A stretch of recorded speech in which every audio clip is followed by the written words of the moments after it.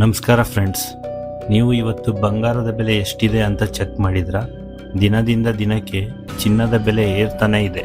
ಆದರೆ ಯಾವತ್ತಾದರೂ ಯೋಚನೆ ಮಾಡಿದ್ದೀರಾ ಈ ಚಿನ್ನವನ್ನು ಭೂಮಿಯಿಂದ ಅತಿ ಹೆಚ್ಚು ತೆಗೆಯೋ ದೇಶ ಯಾವುದು ಅಂತ? ನಮ್ಮ ಮನೆಯಲ್ಲಿ ಇರೋ ಬಂಗಾರಕ್ಕೂ ಚೀನಾದಲ್ಲಿ ನಡೀತಿರೋ ಈ ಮೈನಿಂಗಿಗೂ ಏನೂ ಸಂಬಂಧ?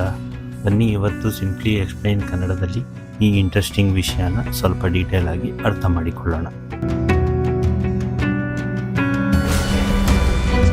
ನೋಡಿ, ಈ ಪತ್ರಿಕೆ ವರದಿ ಪ್ರಕಾರ ಚೀನಾ ಇಡೀ ವಿಶ್ವದಲ್ಲೇ ಅತಿ ಹೆಚ್ಚು ಚಿನ್ನ ಉತ್ಪಾದನೆ ಮಾಡೋ ದೇಶ. ವಾರ್ಷಿಕ ಸುಮಾರು 380 ಮೆಟ್ರಿಕ್ ಟನ್ ಚಿನ್ನವನ್ನು ಅವರು ಭೂಮಿಯಿಂದ ತೆಗಿತಾರೆ. ಅಂದರೆ ಜಗತ್ತಿನ ಒಟ್ಟು ಉತ್ಪಾದನೆಯಲ್ಲಿ 10% ಚೀನಾ ಒಂದೇ ಮಾಡ್ತಿದೆ. ಅವರ ನಂತರದ ಸ್ಥಾನದಲ್ಲಿ ರಷ್ಯಾ 330 ಟನ್ ಮತ್ತು ಆಸ್ಟ್ರೇಲಿಯಾ 284 ಟನ್ ಇವೆ. ಆದರೆ ಒಂದು ಟ್ವಿಸ್ಟ್ ಏನಪ್ಪ ಅಂದರೆ, ಉತ್ಪಾದನೆಯಲ್ಲಿ ಚೀನಾ ಮುಂದಿದ್ರು ಚಿನ್ನವನ್ನು ಸಂಗ್ರಹಿಸಿ ಇಡೋದ್ರಲ್ಲಿ ನಾವೇ ನಂಬರ್ 1. ಭಾರತೀಯರ ಮನೆಗಳಲ್ಲಿ ಅಂದಾಜು 27,000 ಟನ್ಗೂ ಹೆಚ್ಚು ಚಿನ್ನ ಇದೆ ಅಂತ ಅಂದಾಜಿಸಲಾಗಿದೆ. ಇದರ ಮೌಲ್ಯ ಕೇಳಿದರೆ ನೀವು ಶಾಕ್ ಆಗ್ತೀರಾ. ಬರೋಬ್ಬರಿ 450 ಲಕ್ಷ ಕೋಟಿ ರೂಪಾಯಿಗಳು. ಅಂದರೆ ಜಗತ್ತಿನ ಯಾವುದೇ ದೊಡ್ಡ ಕಂಪನಿಗಿಂತಲೂ ನಮ್ಮ ಭಾರತೀಯರ ಹತ್ರ ಇರೋ ಬಂಗಾರ ದೊಡ್ಡದು.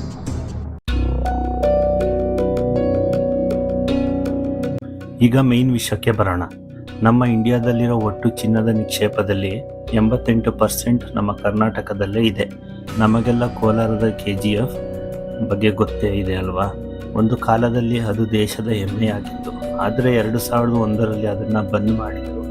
ಆವಾಗಲೇ ಅಲ್ಲಿಂದ ಸುಮಾರು 800 ಮೆಟ್ರಿಕ್ ಟನ್ಗೂ ಹೆಚ್ಚು ಚಿನ್ನವನ್ನು ತೆಗೆಯಲಾಗಿತ್ತು. ಆದರೆ ಈಗ ನಮಗೆ ಆಸರೆ ಆಗಿರೋದು ರಾಯಚೂರು ಜಿಲ್ಲೆಯ ಪಟ್ಟಿ ಚಿನ್ನದ ಗಣಿ. ಇದು ಸದ್ಯಕ್ಕೆ ದೇಶದಲ್ಲೇ ಅತಿ ದೊಡ್ಡದು. ಸೈಂಟಿಸ್ಟ್ ಪ್ರಕಾರ ಇಲ್ಲಿ ಇನ್ನೂ 30 ವರ್ಷಗಳ ಕಾಲ ಚಿನ್ನ ತೆಗೆಯುವಷ್ಟು ಸ್ಟಾಕ್ ಭೂಮಿ ಕೆಳಗಡೆ ಇದೆ. ಅಂದರೆ ನಮ್ಮ ಕರ್ನಾಟಕ ನಿಜವಾಗ್ಲೂ ಚಿನ್ನದ ನಾಡು ಅನ್ನೋದ್ರಲ್ಲಿ ಎರಡು ಮಾತಿಲ್ಲ. ಇಷ್ಟೆಲ್ಲ ಸ್ಟಾಕ್ ನಮ್ಮಲ್ಲೇ ಇದ್ರೂ ನಾವ್ಯಾಕೆ ಚೀನಾದಷ್ಟು ಉತ್ಪಾದನೆ ಮಾಡ್ತಿಲ್ಲ ಅನ್ನೋದು ಎಲ್ಲರ ಪ್ರಶ್ನೆ. ನೋಡಿ, 1 ಟನ್ ಕಲ್ಲಿನ ಅದಿರನ್ನು ಪುಡಿ ಮಾಡಿ ಅದನ್ನು ಕೆಮಿಕಲ್ನಲ್ಲಿ ತೊಳೆದು ಪ್ರೋಸೆಸ್ ಮಾಡಿದರೆ ನಮಗೆ ಸಿಗೋದು ಕೇವಲ 2ರಿಂದ 3 ಗ್ರಾಮ್ ಚಿನ್ನ ಮಾತ್ರ. ಇದಕ್ಕೆ ತುಂಬ ಖರ್ಚು ಆಗುತ್ತೆ. ದೊಡ್ಡ ದೊಡ್ಡ ಮಿಷಿನ್ ಬೇಕು ಮತ್ತು ಸರ್ಕಾರದ ಪರ್ಮಿಷನ್ ಬೇಕು. ರಾಜಸ್ಥಾನದ ಕೆಲವು ಭಾಗಗಳಲ್ಲಿ ಮತ್ತು ಆಂಧ್ರ ಪ್ರದೇಶದಲ್ಲೂ ಚಿನ್ನದ ನಿಕ್ಷೇಪ ಪತ್ತೆಯಾಗಿದೆ. ಆದರೆ ಗಣಿಗಾರಿಕೆ ಶುರು ಮಾಡೋದು ಅಷ್ಟು ಸುಲಭವಲ್ಲ. ಕೊನೆಯದಾಗಿ, ಚಿನ್ನ ಕೇವಲ ಆಭರಣವಲ್ಲ, ಅದು ಒಂದು ದೊಡ್ಡ ಇನ್ವೆಸ್ಟ್ಮೆಂಟ್.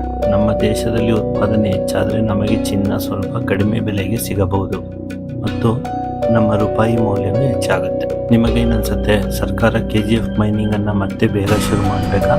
ನಿಮ್ಮ ಅನಿಸಿಕೆಯನ್ನು ಕಮೆಂಟ್ ಮಾಡಿ ತಿಳಿಸಿ. ಈ ವಿಡಿಯೋ ಇನ್ಫಾರ್ಮೇಟಿವ್ ಅನಿಸಿದ್ರೆ ಪ್ಲೀಸ್ ಒಂದು ಲೈಕ್ ಕೊಡಿ ಮತ್ತು ಇಂತಹ ಸಿಂಪಲ್ ವಿವರಣೆಗಳಿಗಾಗಿ ಸಿಂಪ್ಲಿ ಎಕ್ಸ್ಪ್ಲೈನ್ ಕನ್ನಡ ಚಾನಲ್ಗೆ ಸಬ್ಸ್ಕ್ರೈಬ್ ಆಗಿ. ಧನ್ಯವಾದಗಳು.